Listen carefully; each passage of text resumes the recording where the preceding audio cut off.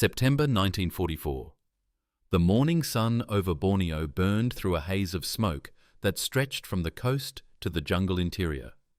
The sky was bruised with vapor trails, the fading scars of battle. Major Richard Ira Bong steadied his P-38 Lightning in a shallow dive, twin engines roaring with 3,000 horsepower as he scanned the chaos below through his bulletproof canopy. Far beneath him, Japanese fighters clawed upward in desperate spirals, their silver wings flashing like knives in the sunlight. They were coming for the formation of lumbering American B-24 Liberators, easy targets if they could break through the escort screen. But above them, unseen, a single man was already maneuvering for the kill. The farm boy from Poplar, Wisconsin, was about to strike again. His aircraft, a gleaming twin-boom Predator named Marge, after his sweetheart back home, slid silently into position. Through the reflector sight, the first Zero drifted into the center reticle. Bong's thumb hovered over the trigger. He waited. 1 heartbeat, 2, until the distance was perfect. Then he fired. The nose of the P-38 erupted in thunder. A storm of 50 caliber shells and a single 20mm cannon round tore through the Japanese fighter. It vanished in a flash of smoke and fire, tumbling earthward like a broken toy. Bong rolled right, climbed, and looked for the next target. By war's end, he would have 40 confirmed victories, more than any other American pilot before or since. Yet to the men who knew him, Bong was no swaggering ace. He was quiet, mild-mannered, a man who seemed more comfortable fixing a fence than giving a press interview. And that was the paradox that made him a legend. This is the story of how a humble farm boy became the deadliest American fighter pilot in history. How a man who once nearly washed out of training transformed into a precision instrument of war. And how, high above the Pacific, he discovered that victory wasn't about rage or bravado, but about discipline, patience, and the cold logic of survival. California, spring of 1942. The war was raging across the Pacific, but for Second Lieutenant Richard Bong, the battle was personal, a battle between raw instinct and military discipline. He had just graduated from Luke Field in Arizona, a fresh-faced 21-year-old with the manners of a polite Midwestern boy and the reflexes of a born pilot. Yet, within weeks of being assigned to Hamilton Field, his career nearly ended in disgrace. Bong couldn't resist showing off. On warm afternoons when the fog rolled back from San Francisco Bay, the young pilot would take his P-38 Lightning low over the city, weaving between the Golden Gate's towers, flipping the big twin-engine fighter upside down in front of stunned civilians. He loved the feel of the controls, the power vibrating through the cockpit. It was pure joy, until the military found out. The reports landed on General George C. Kenney's desk within hours. Unauthorized aerobatics, reckless behavior, a direct violation of Army Air Force's regulations. Bong was summoned to headquarters, expecting to be grounded, or worse, court-martialed. Kenney studied the trembling young pilot for a long moment before speaking. "You've got the hands of an artist," the general finally said, "and the judgment of a child." Most commanders would have thrown Bong out of the service, but Kenney saw something different, something worth saving. Beneath the boyish grin and nervous energy, he recognized extraordinary spatial awareness, a near superhuman sense of motion and distance, and reflexes faster than thought. Instead of punishment, Kenney gave Bong another chance. Advanced training and observation. The general was betting that with the right discipline, the reckless farm boy might become something exceptional, not just a pilot, but a weapon. That decision would change the Pacific Air War. Under the strict eyes of his instructors, Bong began to understand the Lightning not as a machine, but as an extension of his body. Its twin booms, its counter-rotating propellers, its heavy nose guns, all of it demanded precision. The aircraft was unforgiving to fools. He learned that control was strength, that patience was survival. Each flight made him sharper.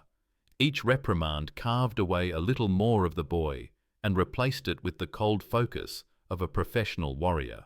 By the time Bong received orders to the 9th Fighter Squadron, 49th Fighter Group, his recklessness had been tempered by something far more powerful: clarity. He was ready for the real sky. December 1942, above Buna, New Guinea. The sky was white with tropical heat, the air shimmering above the green jungle. Lieutenant Richard Bong gripped the controls of his P-38 Lightning, sweat stinging his eyes as his squadron climbed through cloud layers toward a formation of Japanese bombers. Below, the coast was alive with fire. Allied troops were fighting to retake the island from entrenched Japanese forces. The air smelled of salt, oil, and death. Through the canopy, Bong saw them first.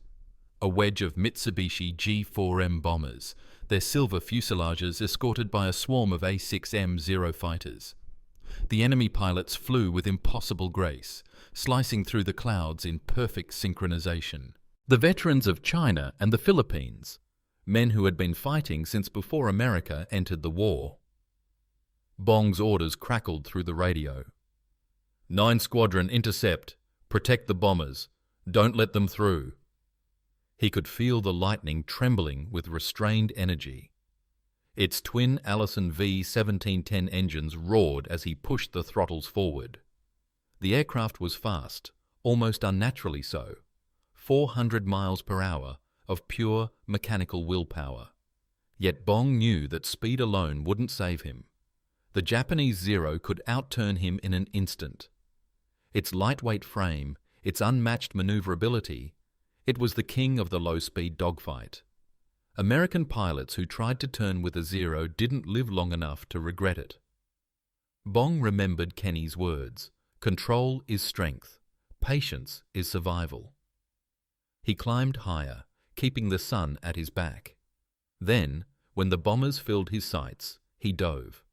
The world blurred. The P-38 screamed downward, faster and faster, the wind howling through the twin booms. He waited until the last possible second, then opened fire. A single, perfectly timed burst. 4 50 caliber machine guns and 1 20mm cannon spat fury. The lead bomber disintegrated. Flames erupted along its wing, and within seconds it plunged into the jungle below. Bong pulled up hard, the G-forces crushing him into his seat. 2 Zeros were already turning toward him, but they were too slow. He was gone, climbing, repositioning, choosing his next moment. That day, Bong learned the truth of aerial combat. Victory belonged not to the boldest, but to the most disciplined. Each engagement was a calculation: altitude, angle, deflection, timing. The P-38's nose-mounted guns meant all his fire converged into a single, lethal point. He didn't spray bullets, he placed them. It was the art of patience at 400 miles per hour. By the end of that month, Bong had scored his first victories. His combat reports were dry, clinical, altitude, enemy type, ammunition used. But to the men of the 49th Fighter Group, a legend was beginning to take shape. They started calling him the Lightning Ace. What the Japanese pilots didn't know, not yet, was that this quiet young American was building a new way to fight, not by matching their style, but by rewriting the rules of the sky. By early 1943, Lieutenant Richard Bong was no longer just surviving, he was studying. Each combat mission became an experiment in physics and psychology, a test of what the P-38 Lightning could do when pushed to its limits. Most young pilots relied on instinct. Bong relied on calculation. He began to see air combat as geometry in motion: angles, closure rates, vectors of death measured in fractions of seconds. Where others panicked, he analyzed. The P-38 was a strange beast. Twin engines mounted on long booms, a central cockpit, and heavy armament concentrated in its nose. It could climb faster and fly higher than most aircraft in the Pacific, but it punished clumsy hands. Inexperienced pilots often killed themselves in compressibility dives when airflow over the wings froze the controls solid. Bong studied those incidents obsessively, learning exactly how far he could push before the lightning bit back. His gunnery practice became legend. While most pilots sprayed ammunition in wild bursts, Bong used short surgical volleys.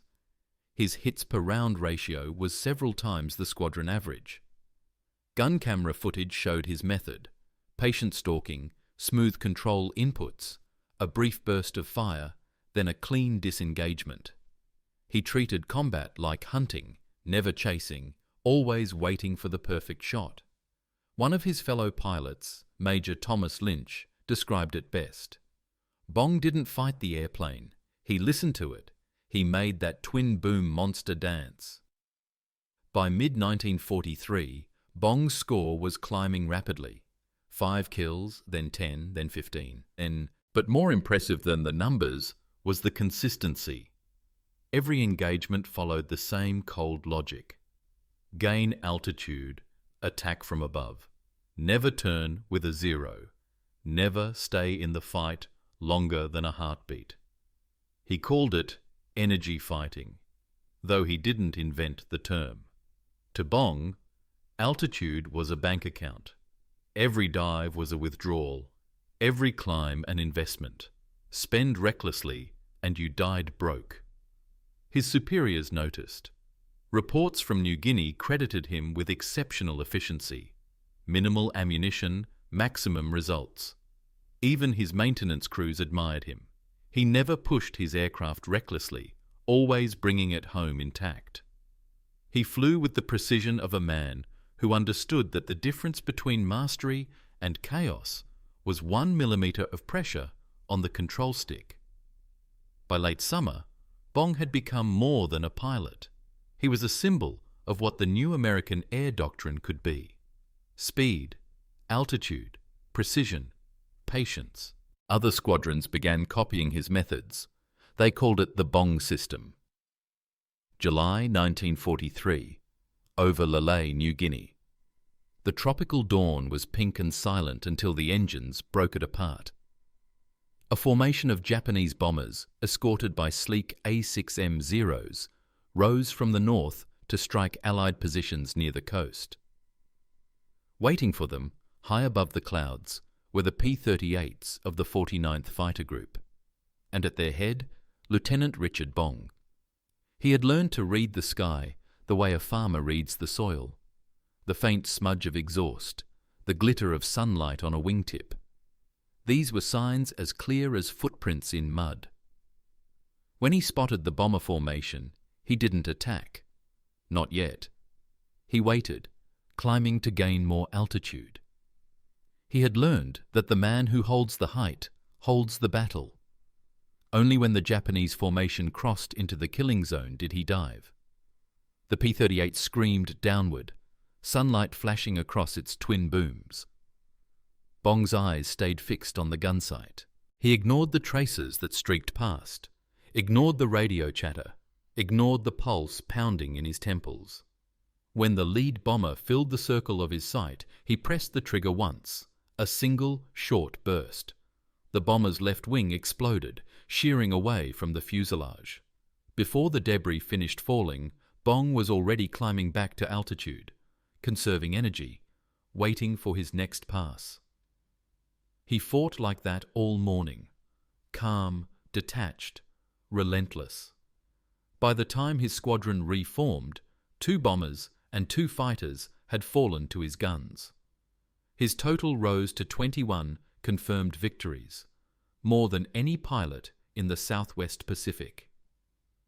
When General George Kenney pinned the Distinguished Service Cross on his chest that November, Bong looked more embarrassed than proud. He smiled shyly for the photographers, then quietly asked to go back to combat. The farm boy didn't care for medals. He cared about the men flying those bombers, the ones who lived or died depending on his aim. By early 1944, he was flying a new machine, the P-38J, with stronger engines and hydraulic ailerons that made it even deadlier in high-speed dives. The Japanese air arm was collapsing from years of attrition, their best pilots long gone, replaced by rookies with barely 100 hours of training. But that didn't make the skies safer. Desperation made the enemy even more dangerous. Bong adapted again.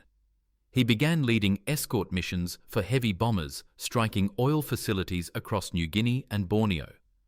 His tactics became the stuff of legend: maintain altitude advantage, strike fast, disengage, and climb again.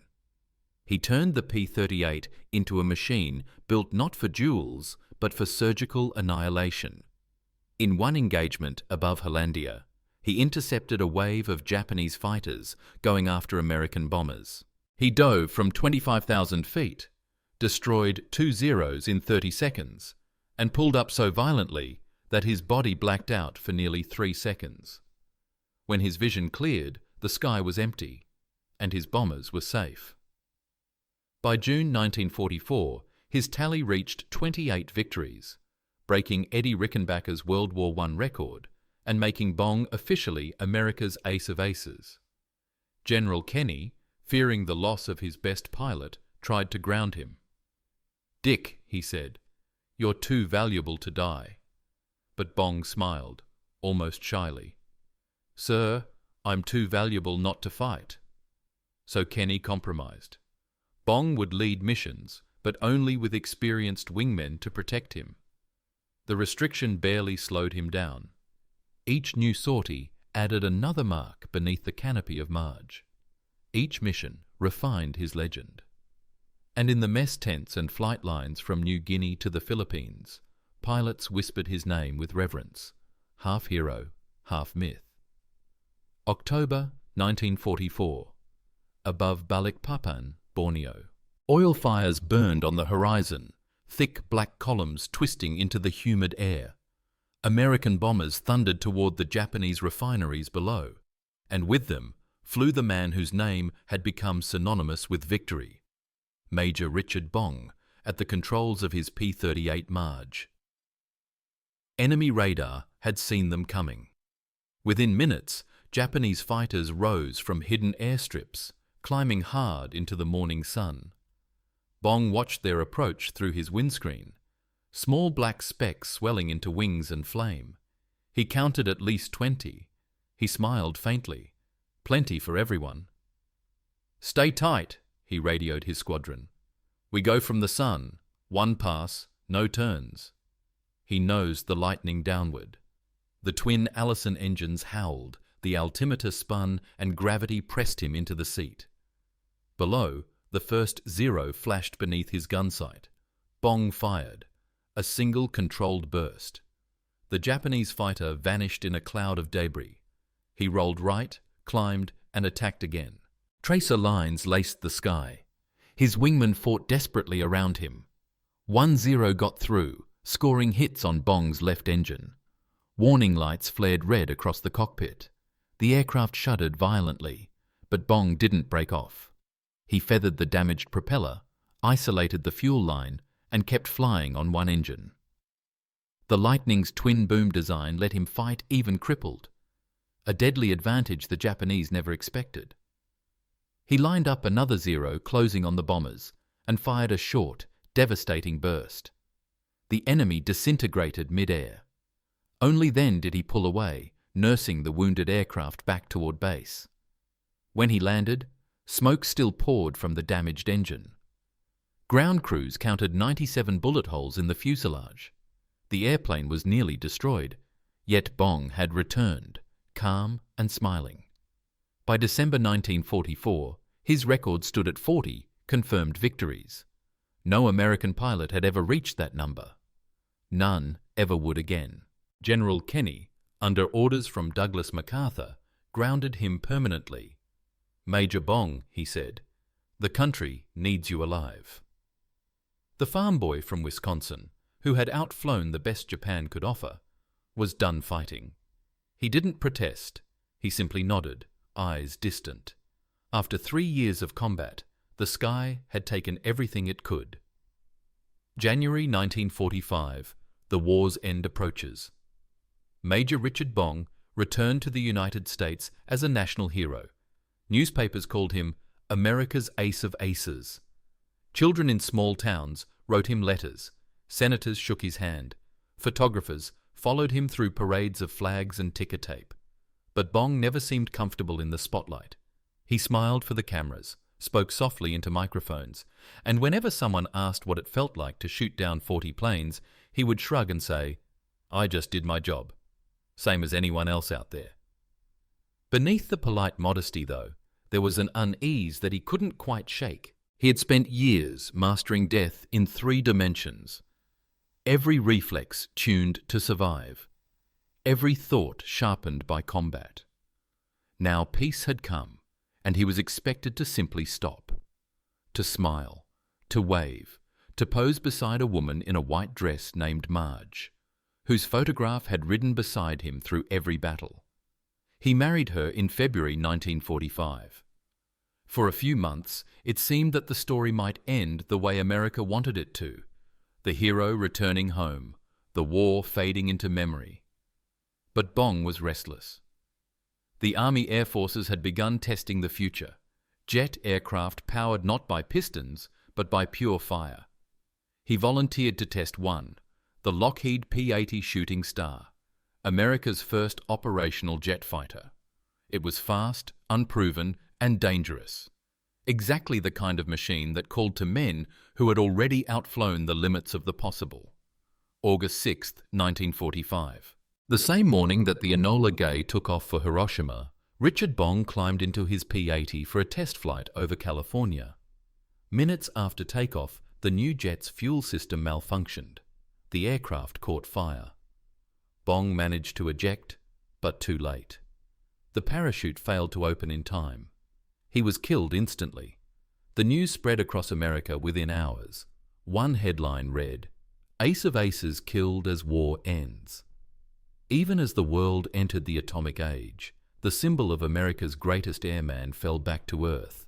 Yet his true legacy was not in the 40 enemy planes he destroyed, but in what he taught those who came after. Bong's combat reports became textbooks for the next generation of fighter pilots. His discipline, altitude, speed, precision, patience, became doctrine. The farm boy from Wisconsin had turned instinct into science and courage into philosophy. Every pilot who learned to fly in the decades after the war carried a piece of Bong's wisdom with them. That victory in the sky belonged not to the angry or the reckless, but to the calm hand, the clear mind, and the steady heart. War never creates heroes. It only reveals what already lives inside a man when the sky turns red and reason burns away. Major Richard Bong did not chase glory. He chased discipline, that fragile balance between control and chaos, between instinct and intellect. In a world where the difference between life and death was measured in seconds and inches, he learned that courage was not the absence of fear, but the mastery of it. Bong's greatness came not from his kills, but from his restraint, from knowing when not to pull the trigger, when to climb instead of turn, when to live instead of die. He fought without hate, flew without arrogance, and killed without pleasure. He was proof that even in the machinery of destruction there could exist a kind of purity, the relentless pursuit of perfection in a place where perfection seemed impossible. When his jet fell from the sky that August morning, the Pacific War was already ending. The world was entering the age of fire, atomic, mechanical, impersonal. Yet Bong's story remained profoundly human. A farm boy who touched the edge of heaven, held his breath, and reminded the world that mastery, not rage, wins the battle. His record may someday be broken. His philosophy never will.